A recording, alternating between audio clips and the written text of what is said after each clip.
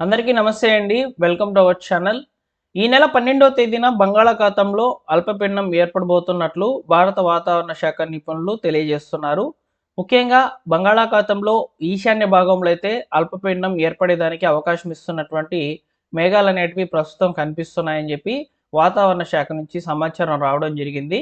ఈ నెల 12వ తేదీన బంగాళాఖాతంలో అల్పపీడనం ఏర్పడడంతో ఉపరితల ఆవర్తన ద్రోణి అనేది మన యొక్క కోస్తా తీరం వైపుగా చాలా దగ్గరగా అయితే వస్తుందని, దీని ప్రభావంతో మోస్తరు వర్షాలనేటివి చూడవచ్చని చెప్పి వాతావరణ శాఖ అయితే చెప్తోంది. ఇప్పటికే తెలంగాణలోని తూర్పు భాగాలకు ఉత్తరాంధ్ర వైపుగా పలుచోట్ల వర్షాలనేటివి తేలికపాటి నుంచి మోస్తరు వర్షాలుగా నమోదు అవుతూ ఉన్నాయి. వాతావరణం కూడా చల్లబడడం జరిగిందనమాట.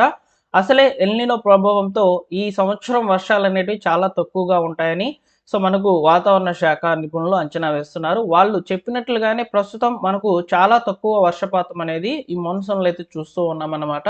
అయితే పడినప్పటికీ 1, 2 చోట్ల మాత్రం భారీ వర్షాలనేటివి నమోదవుతున్నాయి.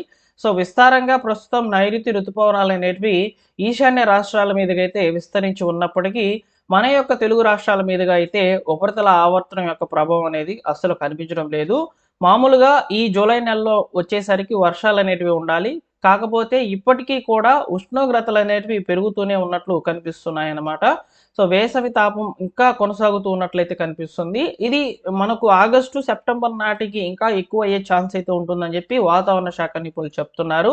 వర్షాలు తక్కువగా ఉన్నప్పటికీ 1, 2 చోట్ల మాత్రము భారీ వర్షాలు నమోదవుతూ ఉంటాయని చెప్పి చెప్తున్నారు. అయితే ఇప్పుడు మనకు బంగాళాఖాతంలో ఈశాన్య భాగంలో అంటే వాయువ్య బంగాళాఖాతానికి దగ్గరగా వచ్చేసి అల్పపీడనం అనేది ఒకటి ఏర్పడబోతున్నట్లు సమాచారము. ఈ నెల 12వ తేదీన అల్పపీడనం ఏర్పడబోతుంది. ఆ అల్పపీడనం మన కోస్తా తీరానికి దగ్గరగా వచ్చి మళ్ళీ దిశ మార్చుకొని ఈశాన్య రాష్ట్రాల వైపుగా వెళ్ళిపోతుందని చెప్పి సమాచారం అయితే ప్రస్తుతానికి వాతావరణ శాఖ నిపుణులు అంచనా వేసి రిపోర్ట్స్ అనేవి పంపించడం జరిగింది.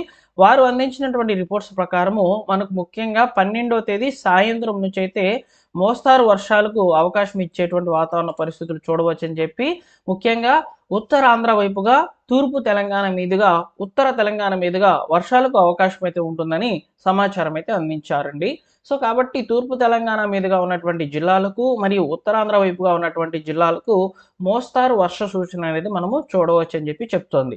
అయితే ఇక్కడ కూడా భారీ వర్షాలకు అవకాశం అయితే లేదండి. మోస్తారు వర్షాలకు మాత్రమే ఛాన్స్ అయితే ఉన్నట్లు తెలుస్తోంది. ఇకపోతే మన యొక్క నార్త్ ఇండియా సైడ్ అంటే మనకు ఉత్తర భారతదేశం వైపుగా గనక చూసుకున్నట్లయితే వర్షాలనేటివి దంచి కొడుతున్నాయి. ఎక్కువగా మహారాష్ట్ర వైపుగా అయితే భారీ నుంచి అతి భారీ వర్షాలనేటివి మనం చూస్తూ ఉన్నాము. అదేవిధంగా మనకు ఈ ముంబై పరిసర ప్రాంతాల్లో కూడా వర్షపు నీరు అనేది ఎక్కువగా పెరిగిపోవడం, వరదలనేటివి వస్తున్నట్లయితే చూస్తున్నాం. ముఖ్యంగా పాతాళ గంగలో సిలిండర్లు కొట్టుకుపోయినటువంటి పరిస్థితులు కూడా మనం చూసామన్నమాట. కాబట్టి వర్షాలనేటివి పడినప్పటికీ భారీ వర్షాలుగా నమోదవుతున్నాయి. కాబట్టి అలర్ట్ అనేది ఉందండి. జాగ్రత్తగా ఉండండి. మనకు 12వ తేదీన ఏర్పడుతున్నటువంటి అల్పపీడనం యొక్క ప్రభావంతో కూడా తెలంగాణ వైపుగా కూడా భారీ వర్షాలు చూడవచ్చు. అంటే ఛత్తీస్‌గఢ్, ఒరిస్సా పరిసర ప్రాంతాలకు మాత్రం భారీ వర్ష సూచన అనేది చూపిస్తుంది వెదర్ మోడల్ అనేది. అయితే మన తెలంగాణ మరియు మన యొక్క ఆంధ్రప్రదేశ్ వైపుగా మాత్రం మోస్తరు వర్షాలకు ఛాన్స్ అయితే ఇస్తుంది. ముఖ్యంగా తెలంగాణ వైపుగా ములుగు, భద్రాద్రి కొత్తగూడెం, ఖమ్మం, మహబూబాబాద్, అదేవిధంగా పెద్దపల్లి, జయశంకర్ భూపాలపల్లి, కొమరంభీం, ఆసిఫాబాద్, మంచిర్యాల ఈ జిల్లాలకైతే వర్ష సూచన అనేది చూపిస్తుంది. 12వ తేదీ పైన నేను చెప్తున్నదనమాట. ఇప్పుడు చాలామంది కూడా మా యొక్క ప్రాంతాల్లో వర్షాలు లేదు అని చెప్పి చెప్తారంట. చెప్తారు కామెంట్స్‌లో వచ్చేసి. నేను చెప్పేదేంటంటే మనకు వర్షాలనేటివి ఉన్నాయి. కాకపోతే తక్కువ మోస్తారు వర్షాలకు ఛాన్స్ అయితే ఉంటుంది. 1, 2 చోట్ల మాత్రమే భారీ వర్షాలనేటివి చూడవచ్చని చెప్పి వాతావరణ శాఖ అంచనా వేసి రిపోర్ట్స్ అనేటివి అందించడం జరిగింది. ఇక ఉత్తర తెలంగాణ వైపుగా చూసుకున్నట్లయితే ఉత్తర తెలంగాణ వైపుగా ఉన్నటువంటి అనకాపల్లి, అదేవిధంగా విశాఖపట్నము మరియు తూర్పుగోదావరి, పశ్చిమ గోదావరి, పార్వతీపురం మన్యము, శ్రీకాకుళం, అల్లూరు సీతారామరాజు మరియు పోలవరము, ఈ యొక్క ఏలూరు, ఎన్టీఆర్ ఈ పరిసర ప్రాంతాలకు వచ్చేసి వర్ష సూచన అనేది కనిపిస్తుందన్నమాట. కాబట్టి 12వ తేదీ పైన ఇంకా రిపోర్ట్స్ అనేవి కరెక్ట్‌గా వచ్చే ఛాన్స్ అయితే ఉంటుందండి. ప్రస్తుతానికి మాత్రము మనకు వాతావరణ పరిస్థితులు రాగల 24 గంటల్లో మేఘాలతో ఉన్నటువంటి పరిస్థితులనేటివి మనం చూడవచ్చు. చాలా చోట్ల ఆంధ్రప్రదేశ్ మరియు తెలంగాణ వైపుగా రేపటి రోజున కొంచెం ఉష్ణోగ్రతలు పెరుగుతాయి.